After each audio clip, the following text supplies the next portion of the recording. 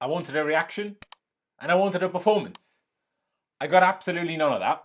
But I got 3 points. And I got 3 points that put us quite a significant step closer to securing top 4 and Champions League qualification for next season. Hello there guys, and welcome back to Blues Fans TV for my live review of Chelsea 1, Norwich City 0.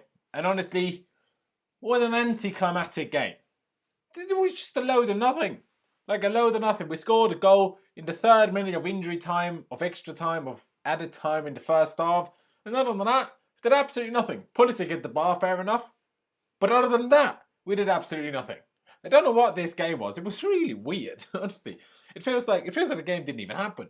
It definitely doesn't feel like we won, but we did, and it was a big win. So let's talk about said big win. As you already saw, because it popped up even though I didn't intend for it to do so, make sure you subscribe to Blues Fans TV if you're new here, and if you haven't already. And if you have, just tell your mate to subscribe. That'd be massively appreciated as well. And also, make sure you drop a like. That'd be absolutely brilliant. But yeah, let's just get into the game, I guess. You know, let's start it off by talking about the lineup because there were a few changes. Roughly what I expected, but not quite, I guess. So Kepa was in goal. The centre-back two were Antonio Rudiger and Kurt Zouma. Didn't really expect Rudiger to come into the team after that. Shock of a defensive error against Sheffield United, but fair enough. Aspie was at right back. Alonso came back into the side of left back. Jorginho remained as the deepest midfielder in a 4-3-3 formation, but even though it looks almost similar on the team sheet, a very, very different 4-3-3 formation. I hope everything's working well. Yeah, first dislike. All right, go do well, mate. But a very, very different 4-3-3 formation. Obviously, for basically all of the games since lockdown, we've always gone with a 4-3-3 with 2 attacking number 8 in front of the DM. That really didn't work out with Jorginho against Sheffield United last week, so we changed it up a little bit.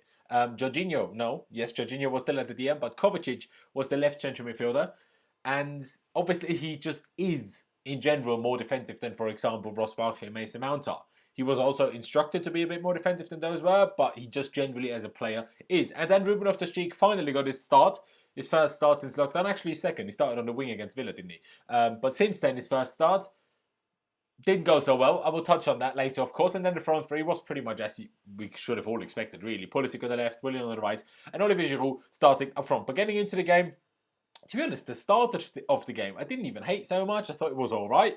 You know, moved the ball around quite well. Even though we didn't play particularly well, we moved the ball around quite well. We moved Norwich. They really didn't do anything. I mean, to be honest, they really didn't do anything throughout the entirety of the game. But, you know, we moved it quite well. And it was a good first 5 minutes to the game. But, you know, for 5 minutes, you can do that. After 5 minutes, when you're still just doing the same thing and not really getting into the opposition's box, but a really early, you know, difficult heading chance for Ruben Loftus-Cheek from an Aspie corner. Might have been a Willian corner. Can't remember, to be honest. You know, other than that, we did absolutely nothing. And that was it. For the first 30 minutes, we just did nothing. We were too slow. We just did everything around the wing. We had our 2 now proper ball-playing midfielders on the pitch. Arguably 3, but 2 further forward in Loftus-Cheek and Kovacic. And we didn't get either of them with the ball. All we did was play switch balls to Alonso, and then him passing it back to Kovacic or Jorginho, and then go all the way back to the defenders, go back over to Azpilicueta, play forward to Willian, and go back again. You know, that's all we did. That's all we did. I mean, Giroud, yeah, received a couple of balls. Giroud had our first chance in the game when a decent Jorginho long ball was kind of intercepted by the defender, but then headed straight into the path of Giroud. But Giroud wasn't able to do anything with it, didn't get any power on it. I think he kind of hit it with his shin and hit it straight into the hands of Tim Krul, or Tim Krul, my commentator pronounced his name. Don't know how you pronounce his name. But, yeah, you know, we had a couple of other moments, but for the first 30 minutes, that was really it. But then we turned it up a little bit. We started turning it up a little bit. We had a bit more combination play, a bit more movement. Kovacic and Ruben a bit more on the ball, especially Kovacic. So, you know, that was positive. You know, you could say that was certainly positive. And then we had a couple of chances. Really go with a cross to Pulisic, which he did really well to summer control, and then take on the volley on the spin. Very central finish, but at least high up. So he forced Tim Krul to a save. He fingertipped it onto the bar and it went over from there. I'm pretty sure from the following corner, Kurt Zouma put a ball just inches wide. Arguably should have done a bit better with that. And I was like, all right, it's the break already. We're done out here. Like, we were from the 30th to 38th, 40th minute, we were good for that period, and then we kind of slowed down again. But for basically the last thing that happened at the time of the first half, Oliver Giroud pops up from a lovely cross by Christian Pulisic.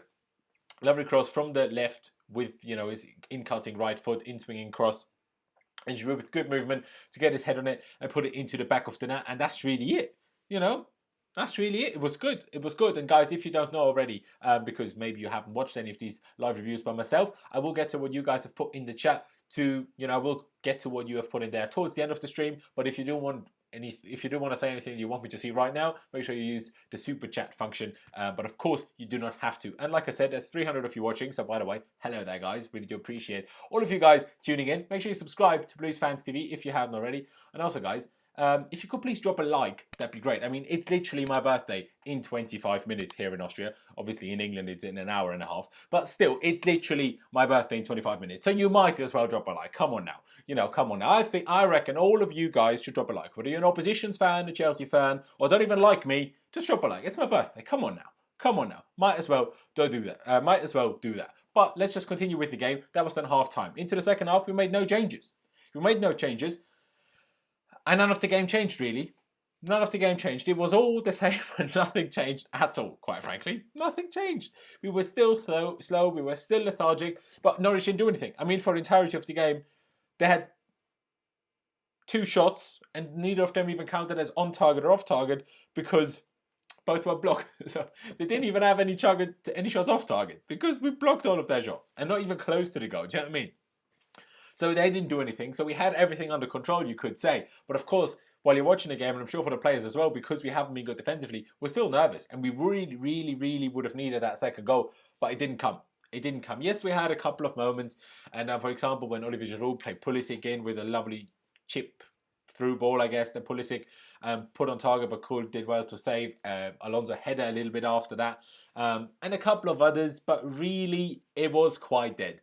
And thank you for the happy birthday wishes. Do appreciate that. Really, it was quite dead in the second half. And we did make some substitutions eventually. Not as early as, to be honest, I might have liked. In the 67th minute, Ross Barkley came on to replace Ruben Loftus-Cheek, who I will touch on in a second. And then we made a triple substitution in the 80th minute. Well, it wasn't straight away. No, it actually was a double substitution. Reece James came on for Marcos Alonso, and Hudson-Odoi came on for Christian Pulisic, and then 5 minutes later, Tammy Abraham came on for Oliver Giroud. But really, we didn't really do much. I mean, if I'm forgetting someone, maybe, and I'm sorry if I'm forgetting any chances, but it just wasn't a memorable game. I just remember us not being very good, and us being very slow and very lethargic, and it really not being any different to the Sheffield United game or the Leicester game, but we played a worse opponent until we won. Well, we were arguably worse than in the Leicester game, but like in the Leicester game in the first half. But today, that was pretty much the entire game, and it was honestly frustrating. So, you know, really, because there is not so much more to talk about the game itself, because we didn't create any more big chances. Giroud had a couple, right? Giroud had a couple that arguably should have done better with. The first one I mentioned, he had one in the second half, literally just a second before he came off as well, when he latched onto a decent cross by Willian, actually. It would be harsh to say he did badly not to score, but he could have done a bit better with it, I guess. But let's talk about a few performances. Well, I can't rate Kepa today. Didn't have to do a single thing. But I will say his distribution was good today, as the rumours came out, although they have been denied by Fabrizio Romano, that we're apparently interested in Jan Oblak from Atletico Madrid.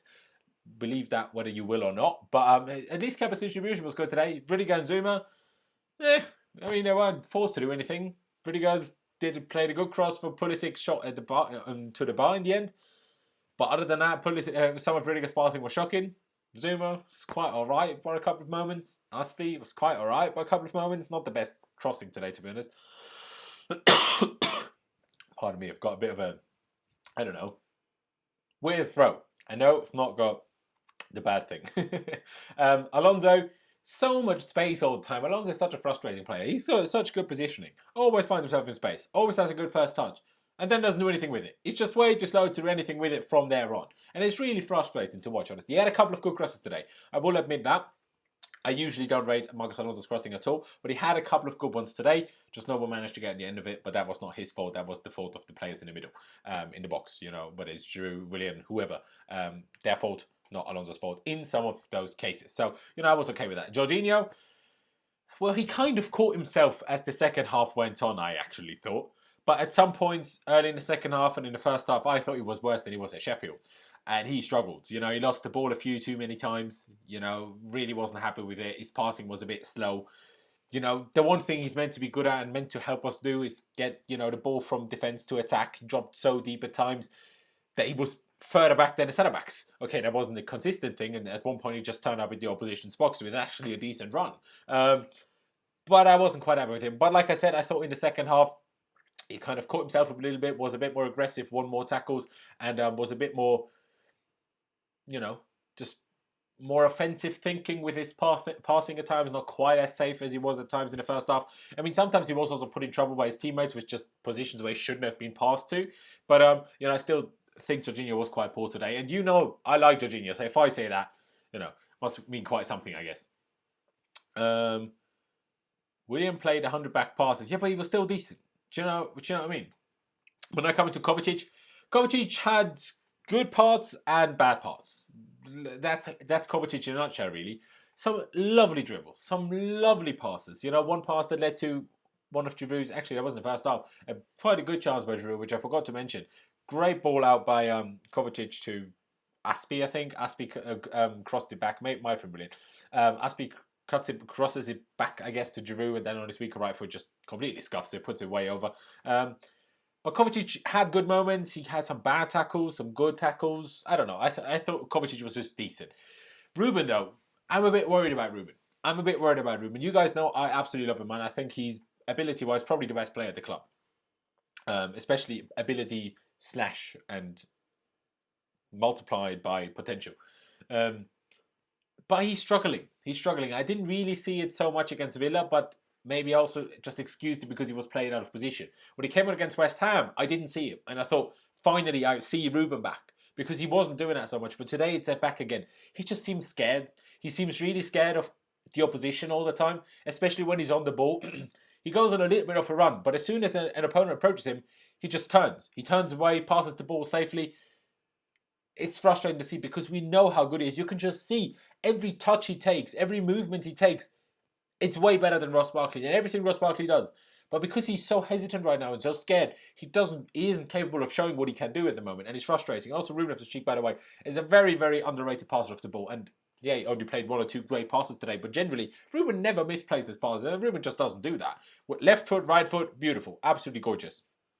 But it's a bit frustrating. So I understand why he was taken off. And maybe he shouldn't be starting games at the moment for us. I wanted to see it. Now we saw it. And to be honest, I wouldn't start him for the remaining 3, maybe 4 games if we get to an FA Cup final. We'll just have to wait and see where we go from here. We'll just have to wait and see. Pulisic was the only good player. He still struggled, don't get me wrong. Pulisic wasn't actually great, but he was the only good player. I mean, he got the assist, hit the bar, had a couple of other moments where he was, well, the only one that did anything. Him and Giroud linking up well together, but still. William, though, on the other side, now his attacking play was poor. A couple of decent crosses that maybe someone in the box should have done a bit more with. But his decision-making in the final third is just awful.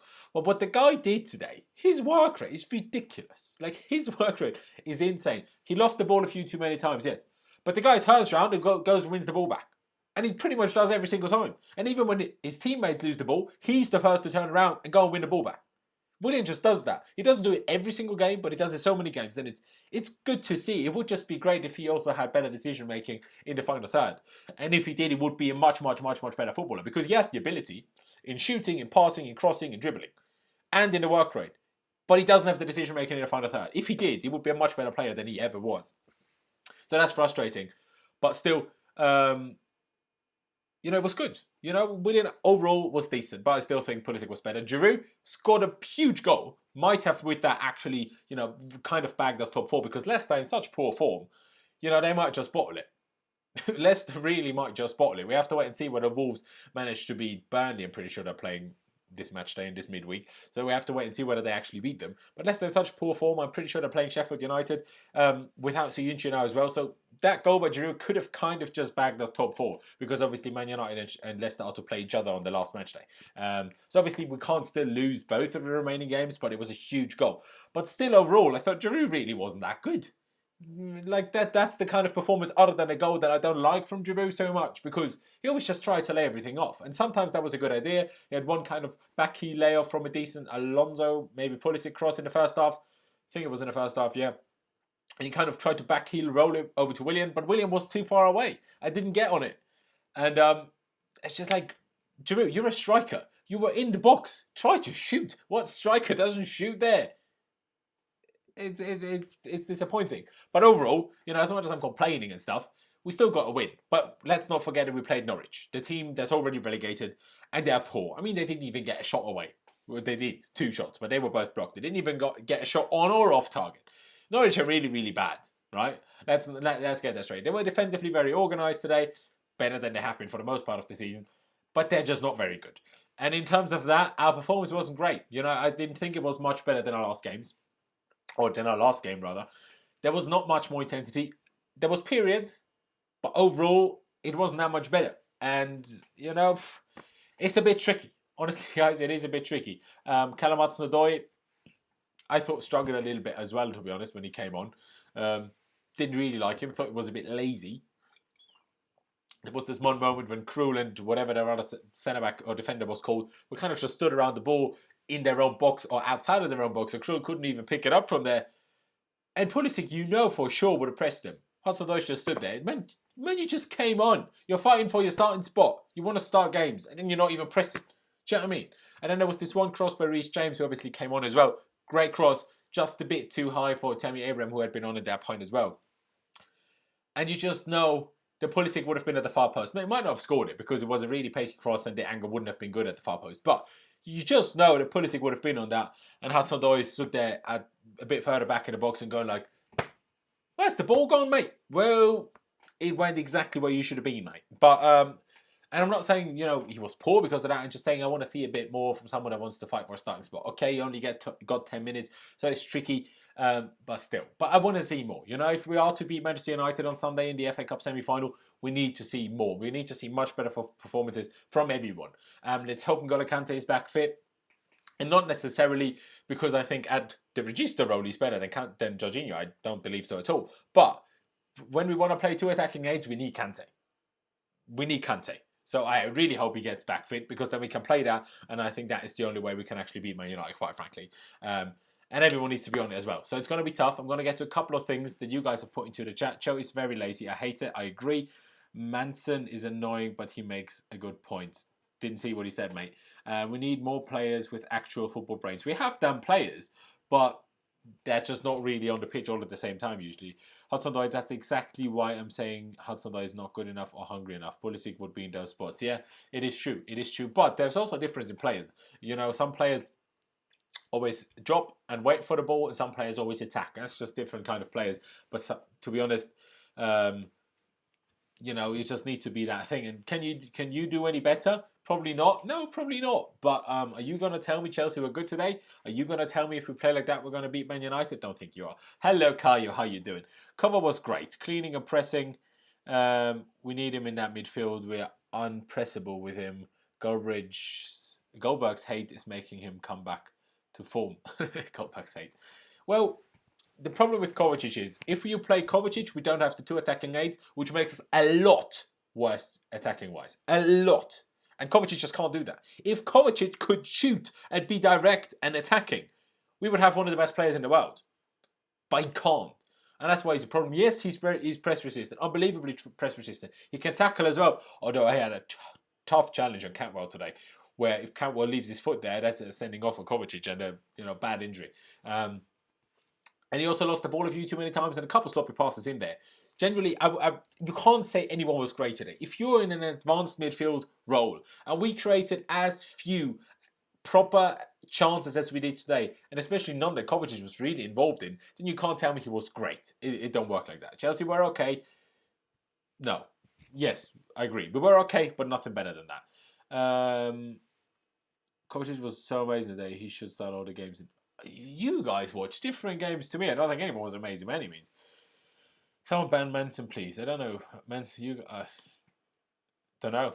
Should I ban him? Nah, mate. It's a bit harsh. He's not saying anything wrong. Jorginho is such a waste of player. Anybody can do short passes. He offers nothing. Send him back to Sarri. All right, you're a bit harsh, mate. You're a bit harsh because you have no idea what you're talking about. You and I would destroy the game. I agree. I agree, Michael.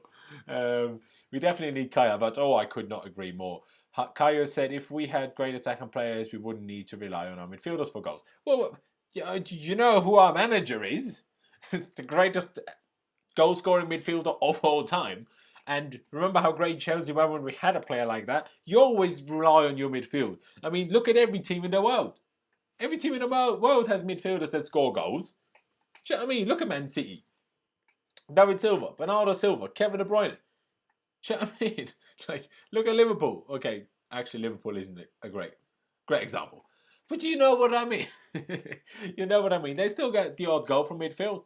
Like, you can't you can't deny that. They still get the odd goal from midfield. Obviously, Barcelona always changed over time, sometimes more, sometimes less. But Barcelona just had a game won by Arturo Vidal. I mean, Real Madrid have goals coming from Kroos now and again, Modric now and again, and you know Sergio Ramos scores half the goals. So you know you need to. Ruben Loftus-Cheek plays it too safe. I agree. I think he's a bit scared because of the injuries. Your ideal midfield for the Man United game? That's a good question. My ideal midfield for the Man United game.